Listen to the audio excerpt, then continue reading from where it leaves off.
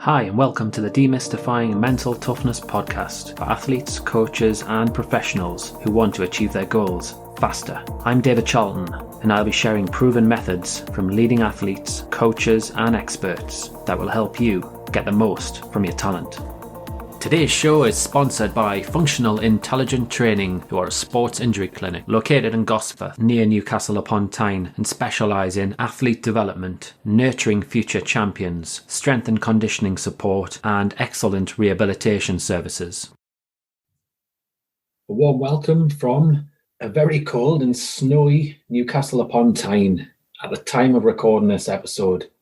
And this episode is number 40. So, because it begins with a 0, the episode is going to be a compilation episode where I touch on the best bits from the last 9 episodes.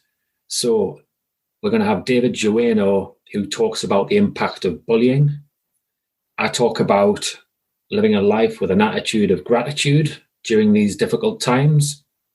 We've got Aly Dixon, who shares her experience about breaking a world record.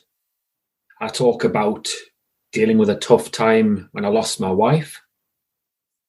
Got John Perry, who goes on to talk about finding the zone when under intense pressure. I also share tips for professional athletes to improve their intensity levels in training and competing. We've got Penny Mallory, who discusses principles of high performance. Taz Bricknell shares the realities of playing professional sport as a woman. And then lastly, John Fletcher tells me all about supporting athletes to play fearlessly and deal with difficult periods. There's some fantastic tips in there, so please enjoy. Quite open to bullying. I mean, I had gloves put in my locker with fingers cut out, and I would be regularly put down by people in the class, so I'd be sitting on my own quite a lot.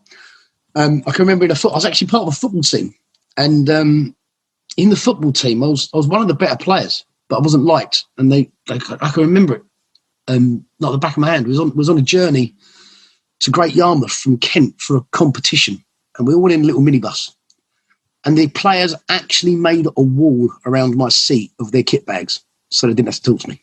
And I was on a bus for 2 hours with a manager and the assistant manager that let them do it. They barricaded me in the corner of the bus so they didn't have to speak to me.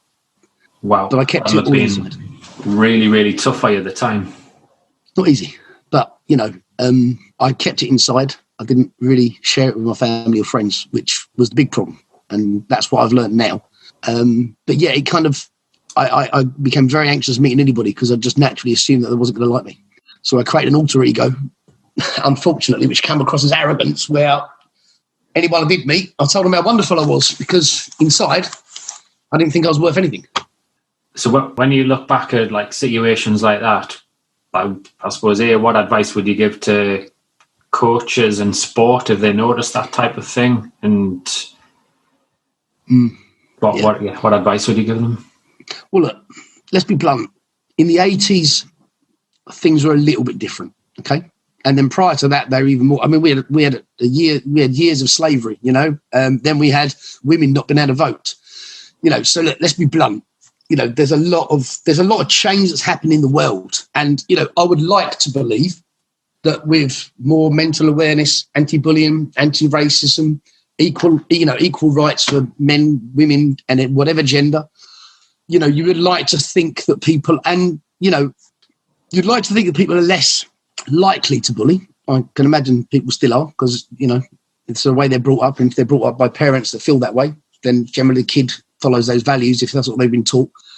But you would hope that a coach would step in. I mean, it's difficult because if a coach steps in and tells the other guys off to protect the person who's being bullied, sometimes the person that's being bullied then feels that they're being singled out even more, and potentially could isolate them even more. So it's probably better for coaches, if they notice it, to try and engage that person within the group with a common ground, and then maybe have a chat with one or two of the leaders of the group quietly to say, look, this isn't right. You shouldn't really be doing this, and I'd like you to, take your responsibility to lead your friends, not to single somebody out. because making an example of someone that's being bullied actually makes the person that's being bullied feel even worse. So now I'd just like you to have a little bit of a think. And out of interest, where do you feel your gratitude tank is right now? Where does it fall? Is it full? Is it somewhere in the middle? Or is it pretty awful? Is it quite empty? Have you spent a period of time where you've been stuck in the past, or maybe you've been overwhelmed about the future? So let's think about a gratitude tank that is full. If it's full, I can pretty much guarantee that you're going to go on to experience more and more feelings, positive feelings. You're going to feel more and more content, happier, which in turn will mean when you think about the future, you're going to be looking at positive things. You're going to be looking at the things that you can do, whilst also you're going to be more grounded in the present moment. It really does help you focus when you practice gratitudes on a regular basis.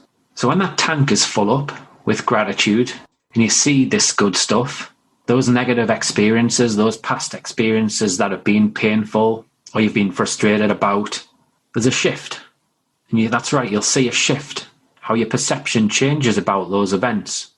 So a classic example for me as a sports psychologist, I'm generally the last port of call when an athlete approaches me. Often they approach me when they're having a bad run of form. So they're not in a particularly great place about their sport. And to them, this is a huge deal. They train, they play, they watch TV, they might be on YouTube, they might listen to podcasts, they might read about their sport. It consumes their everyday life. And if they're not playing well, and especially at a higher level, at a professional level, or if you're aspiring to be a professional, there can be a whole host of negative emotions that really immerse you. So how do you get over this? How do you change that negative situation, that negative feeling through gratitude? So if people are in this situation, I encourage them to think about what they actually have now. I didn't look at the world record. I looked at the British record. That was 3 hours 16. And I looked at kind of my training runs. I'll train up to 27 miles when I'm training for the marathon. And I was like, my training runs, if I carry on for a few more miles, I can break the British record just in training. So it gave us something else to aim for once I'd achieved everything else over the marathon. And I went into that race, and my big focus for that race was to win. It was World Championships, and I only ever intended to do one ultra, so I wanted to win it. And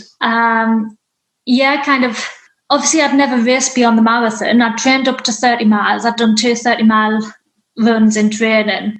And I was very conscious of going off too hard and blowing up. Because, although I say it's less than 5 miles more, that's, it's half an hour of running. It's still a long way more when you've already ran 26 miles. And I was running along and I was feeling great. And to judge my effort levels, it was a mixed race, so the men and women went off at the same time. It was laps. It was like 5 times around this lap. And every time the men were going down one side and I was going up the other, I would shout over to our guys, "Go on, lads, you're looking really good, you're going strong," and that. And every one of them after were like, "How on earth could you do that?" We were like, literally, we couldn't even reply saying cheers or thanks. But that was my way of judging my effort levels. And I knew if I could speak like that, I wasn't, 95% eyeballs out. So I should still have enough left to not blow up in those last 5 miles. And then coming around the last corner with 4.5k to go, the team manager shouted to us, "You're going to smash the world record." And I kind of looked over, I went, "What is the world record?" I didn't have a clue because I'd never looked at it, because, you don't go into your first ever ultra and go, "Let's break the world record." So I didn't even look at it, and I didn't know what it was, what pace it was or anything. And then as soon as she shouted that, I just literally, put my head down and ran as hard as I could for those last 4.5k. And crossed the line, and I took, I think it was 80 seconds off the world record, which had previously stood for 31 years. So, it wasn't something I even looked at, never mind expected from that race, but it was an added bonus, and it definitely means that I don't have to do another one now because I've ticked all the boxes. and I would go out on one of these nights out, and I would get up early and run, and basically my body broke down. Then 3 weeks before, and I was gutted. I couldn't actually do it. Yeah, so it seems almost that you put everything into it, and it's almost had a negative excess. When we talk about obviously you with the injury that you've done, maybe a little bit of overwork, load overuse, and a little bit of kind of going deeper as well with probably the drinking than you would have liked. Yeah, no doubt about it. I mean, I suppose a classic example would be one day I'll have maybe been out on the Saturday night. I then filled my Sunday. I remember going for a walk in the Cheviots with a group of lads. I was out all day. We'll have walked, 15, 20 miles up like some steep hills. And then I didn't want to be spending the night by myself. So I'd go out with my mate, Paul, and do a 10-mile run on the night time. So I was in decent shape, but yeah, it wasn't sustainable. And sure enough, yeah, I got injured, and then that was my Achilles that went 3 months, and then the other Achilles went another 3 months, and God, that was really, really difficult because that was my outlet. And I remember going to the doctors to just, I suppose, to offload really more than anything else. And got to say, I wasn't happy at the outcome with this one. But he offered me antidepressants at the time, and I couldn't get my head around it because I thought, well, like, I'm grieving here. I've lost my wife, and I'm injured. I can't do what I normally would do. Like, and I suppose I was looking for some support. So I think I ended up getting some counselling in the end. I talked him into helping me find a counsellor, which was massively helpful for me. I was just going to say, obviously, look, we alluded to it at the beginning. We know each other very, very well. And one of the things that really grabbed me, knowing your story as I do, is how much use to you the Way Foundation was after you had dealt with the immediate aftermath of the loss of Alex, in terms of, as you say, trying to get yourself into a frame of mind where you could move forward with your life, and sort of helping you deal with the grief, but also being able to go into that environment, which I'm sure you're going to tell us a little bit more about, but that environment where basically you're coming together with similar placed widows and widowers of a similar age who had also been through some very difficult sort of tragedies within their lives, which had resulted in the loss of a partner. And I know that's a sort of an organisation that's very close to your heart. So just wonder if you could tell us a little bit more about that, really. Yeah, so for anybody who doesn't know anything about the Way Foundation, yeah, they were a lifesaver for me. Absolutely amazing charity. So the whole focus is about supporting widows at that point. So the Y bit in Way is for young widows, but they do have a version for older people now. And I suppose what happened for me was, I think I got involved like very, very quickly after Alex's death, and we'd meet up on a regular basis on probably about once every couple of weeks, once a month. Would go for a meal, go to the pub. You can't do that now, unfortunately, with lockdown. And it would just be a relaxed environment, relaxed chat around people who are going through difficult things, but would also have a laugh at the same time. And I remember there was a guy there who was a Man City supporter, so we'd talk football quite a lot. I'm pleased he's not. I don't see that much from right now. It would be harder to talk about Man City right now. Anyway, so yeah, that was the way it went, and like just being around those people was so helpful. It wasn't. You didn't have to. I suppose you could go as deep as you wanted. You didn't have to talk about your emotions and different things if you didn't want to. But just knowing that they were going through a difficult time was enough. Because it can be like really, really lonely when you have lost someone. No doubt about it. But it's not about getting through it. The real kind of those flow performances are when you get you use that. You bring your whole self into that performance, and you thrive on every kind of emotion that you're feeling. And the more I kind of understand those experiences, like watching that game, the more I start to see it as a response to a pressure situation, rather than it being about really wanting to do well, and this sort of more simple motivational context. What happens in the brain in those high pressure situations then?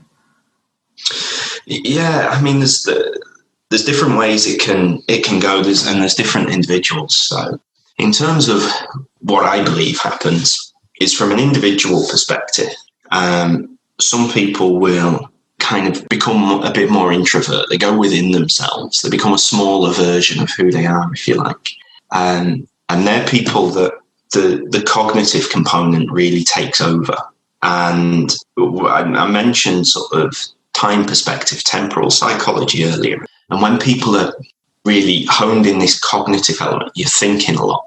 And when the people are thinking a lot, you think about the past and various, kind of memories and disappointments and all successes. And you think about the future, which can manifest itself as worry sometimes.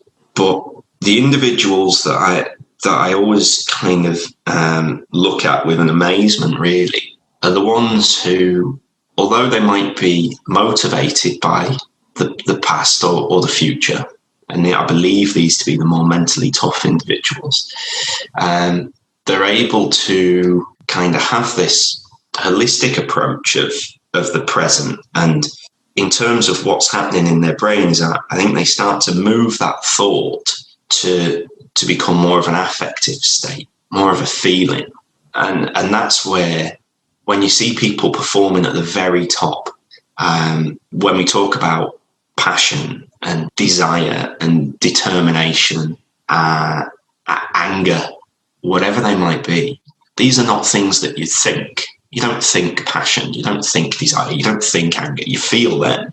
And I think that's what's happening, is the people who are tougher are able to recognize the function of that thought, the function of that feeling, and be able to remain present by moving cognitive states into more affective states, more feelings, and being able to really gain the energy and the drive from those feelings and put them into the performance. For any professional athletes that are listening to this podcast, and I know there's quite a few, these guys are playing in front of zero crowds right now, when they've been used to in the past playing in front of 10,000, 20,000, 50,000 people. So how do you get yourself up? I'm going to share 5 tips that you can do to really help yourself. And this can also apply to actually trying to get yourself up for training too. So number 1, why not build a playlist that really gets you in the mood, in the warm-up, to a match, to training. Have a really rocking playlist which is motivational and really psychs you up. Number 2, now let's think about your actual warm-up. Consider, is your warm-up actually helping you feel energized? Or are you feeling tired and demotivated in the warm-up? If that's the case, then maybe you need to consider switching your warm-up up so there is some intensity there to really get you going. Thirdly, you might want to use some sort of self-talk, some buzzwords to get you psyched. Self-talk, it's known to improve concentration, to boost confidence, to increase strength, but it can also be highly motivational, where it can really help you produce maximum efforts. So what sort of things can you say to yourself to G yourself up? Another thing to consider, would actually getting angry help you get focused and energized? And this could link to the self-talk. Maybe you could use anger to really focus you. You could think of some angry situations that you've been in the past and how you felt. And yes, anger can get quite a lot of negative attention, but it can also be used from a positive point of view, can be an empowering emotion. For example, I know last season when I worked with a a number of racers, they would think about their rivals, their opponents, and picture having one-to-one battles with them. They would think about all the things that they disliked about that opponent and all of the feelings that it would bring about if they did beat that opponent, which takes us nicely now to visualization. That's the fifth thing. Using visualization to really enhance the intensity of your performance, be it in training or when you're competing, is known. And perhaps you can do that while you're on the move. You can add some motivational music to it if you really want to. It can really help you rehearse how you want to be, how you want to walk, how you want to talk to people, how much energy that you've got when you are performing. And the brain has difficulty differentiating between imagined and real experiences. So this, if practiced on a regular basis, if put onto an audio, it can be really, really powerful. Now, I would say self-awareness is super important. I would say visualization is really important. I think also there's something about the why. Why are you doing this? What is it you're actually trying to achieve? Because I thought I wanted to be a rally champion. Actually, I wanted the attention of my dad. It's just that they were so interlinked, I couldn't see it for years. So why is it you're doing what you're doing? What is it that really matters here? I think if you can unwind that a bit, that's quite useful. And then, of course, the teams that I work with, trust and all those obvious things, the basis of high-performing teams are super important. And that took me some years to work out. And I've been lucky enough to work inside a Formula One team. I did some coaching with team principal and a couple of other people. And I've seen principles of high performance working in front of my eyes. It is phenomenal when a team is truly aligned and truly motivated and open, and they truly trust, real good stuff. It is phenomenal to watch. So that wasn't a very brief answer to your question. Sorry. Absolutely. But fine. I think it's difficult for me to leave some bits out because they're all so important, and they're all interlinked, of course. So hard to separate them out. Yeah, we could probably talk for another all day about those four things. In all honesty, yeah. I do want to dig a little bit deeper with one of them though, because it's talked about quite frequently. Is this whole thing about why you do it, and it is important to know why you do it. Are you able to explain why that is? Why it is so important to know why? Well, I think yes, and I think this is really interesting.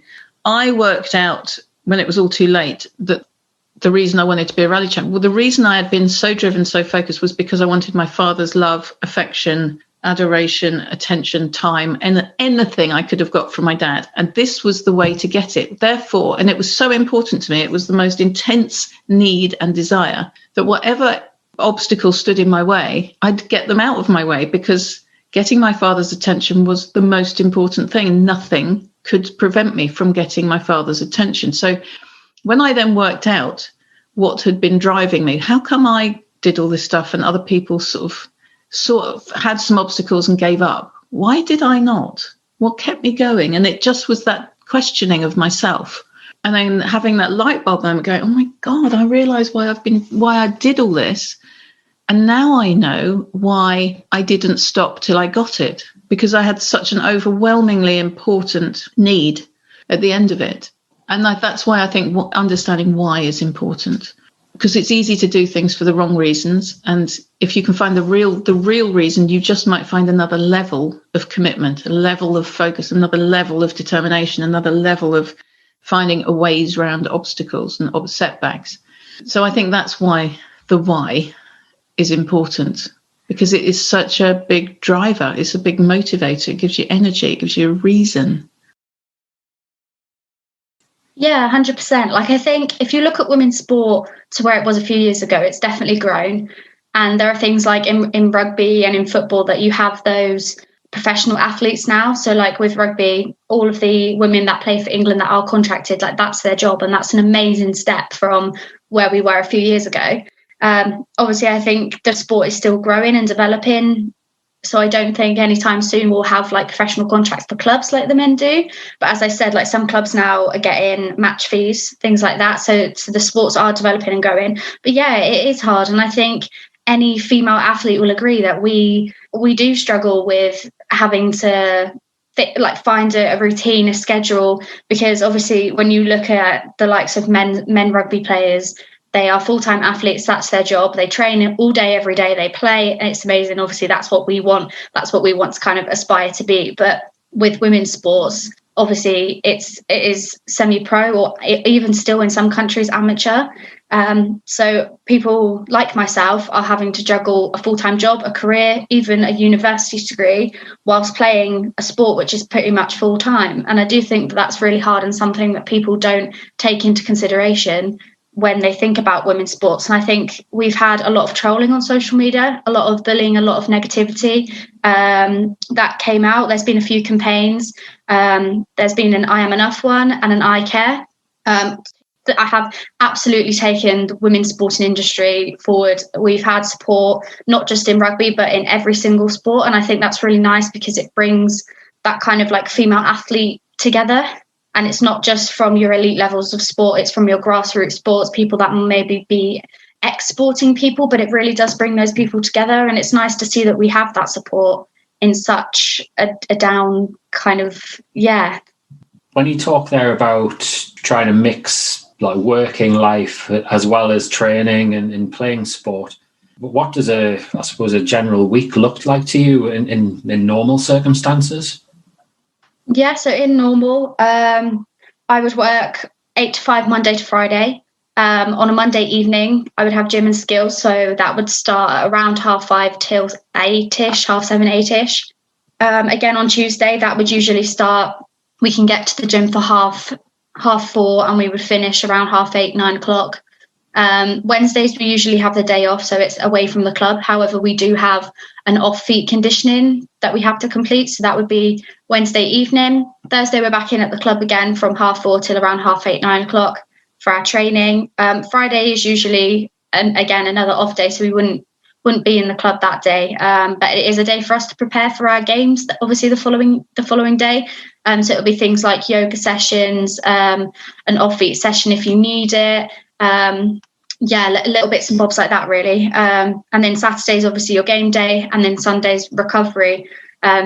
It is quite hard, obviously, with life rugby and work. And with my work being rugby orientated, my life is just rugby. And that is something I struggle with sometimes. It is hard. And I think people don't appreciate that.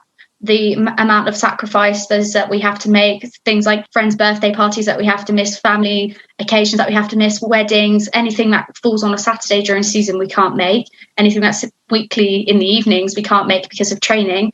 And it like sometimes I even work a Sunday as well, so a Sunday morning, because as I said, I work in the community, so most youth rugby is a Sunday morning. So if I have to go in and do a coaching session, and that'll be my Sunday as well, which then means I don't really have a day off. When in the long run of things, it's always go, which is very hard to kind of then know which week is what, and it just kind of rolls into one long week rather than being 4 in a month. But yeah, that is something that female athletes do have to take into consideration.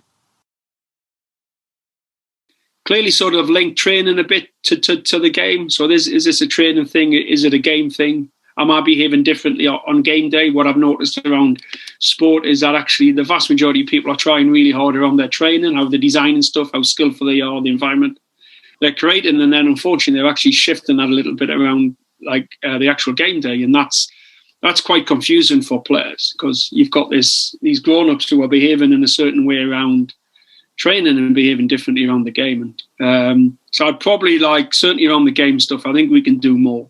I think we can try and sort of link our training to the game, and just like the game's part of their experiences type stuff. It's just, it's just part of it.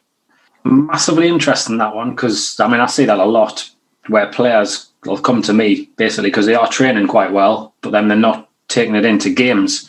So I suppose in games, there can be such a big onus on the result, on the performance. Do you have to, as a coach, just change the way you communicate in order to help them free themselves up?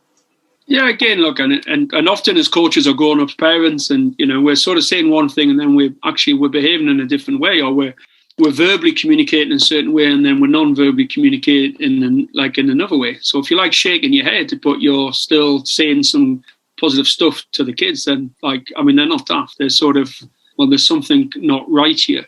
Personally, I'd have a very similar attitude to training and the game, no matter what level, and that would include the performance level. But certainly, there would be some stuff that we would just agree as a group, like this is how we're going to roll, and this is how people are going to behave, and this is important. And actually, the possible frustrations and the challenging around behaviour would just be around that stuff. I wouldn't then be inconsistent with it.